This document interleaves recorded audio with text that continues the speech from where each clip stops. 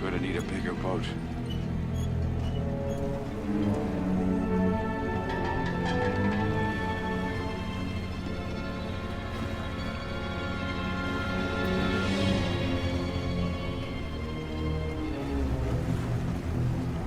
Shut off that engine.